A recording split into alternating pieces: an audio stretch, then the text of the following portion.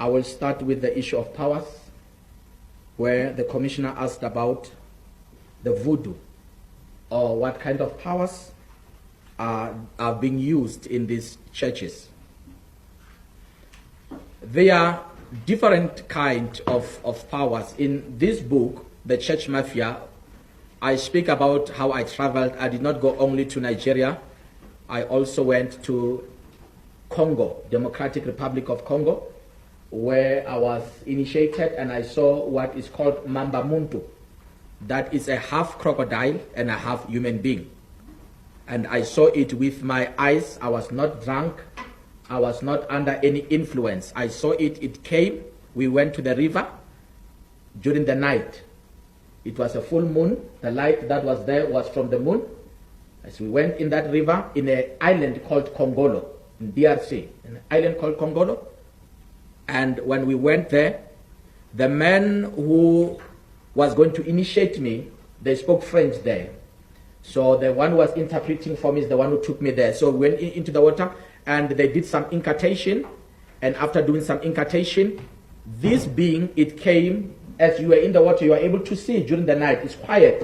You are able to see some movement from a distance. The water was just splashing. There was a sound and it took my concentration. I saw it was coming. I did not know what it was, but they told me that they are going to call their God, which is half human being and half crocodile. This thing came with a very powerful speed. You know, if a person is swimming as a human being, you are able to know this one is a human being by the speed. But this one, it was an extreme speed. It was coming and it came behind me at my back. It held me here. I'm talking something that I saw it. Now, I could sense that it was big, and the cloth and the hand that touched me here, it was not of a human being. It baptized me, as in putting me in the water, and after that it gave me something like an egg, because I could not look at it because I was afraid. It gave me something like an egg, then I had to swallow the egg with the shell. Then from then, the man did some incantation, then it went away. The way it was breathing, I could tell it is not a human being. As they gave me the description, they said it's a half human being and a half crocodile. And the hand, I could see this one, it was more of a lizard with nails.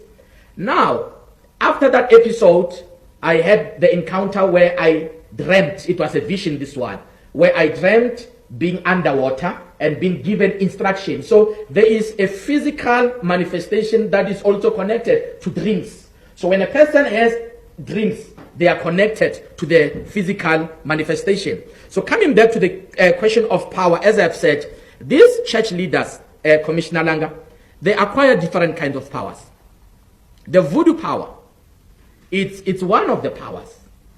And that is the reason why these days, in most of these mega churches, on their pulpits, you find that they call it decoration, but it's not decoration. They put fruit.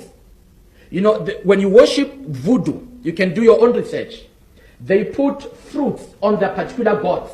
Where the god is, there must be those fruits as a sign of a sacrifice. So on this pulpit, they are very beautiful, but they are surrounded with fruits.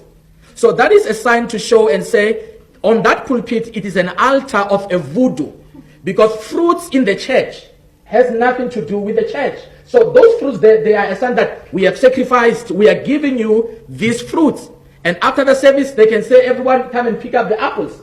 And people, they will go and pick up those apples, they start to eat. But they don't know that those fruits there, they've been sacrificed to the god, which is voodoo. And it does not end there. Others, they even go to an extent of using what we call marine spirits, which is called the water spirits. Water spirits has a background where you can trace it also in the Bible. It comes a long way. Now, this water spirit, number one, the church where your church is, it must be next to the water. There must be a river next to the water, where you are able to take people for what we call baptism. But this is not the same baptism that Jesus encountered. This is a baptism into an occult. It's more of initiation. So they use the water or the river that is next to the water, or they can even have a swimming pool in the church. If they have a swimming pool in the church, all members will have to via through that water. If they don't have a swimming pool in the church, they can make a service, a special service where the pastor will say, I'm coming to wash your feet. Out of the blue, the pastor says, God spoke to me that I can wash your feet. And every member in the church will take off their shoes, because this is a marine kingdom that wants to influence the church. So every member of the church has to vie through that particular water. So the pastor will come and wash you. He will take his time. He's a busy man, but he has to make sure that he does that by himself with his own hands. He'll bath your feet. That is what we call the marine powers. In other instances, they use what they call do as I say. In my instance, they gave me a small horn. It was called Ashe. It's a Nigerian name. It's called Ashe. Now, with that horn that they gave me, they said before I could talk, I have to wrap that particular muti on my tongue before I go to the pulpit. So they collect a lot of powers. Others, they even bury live cows, live animals in the church, so that their church can remain as powerful as they want it to be.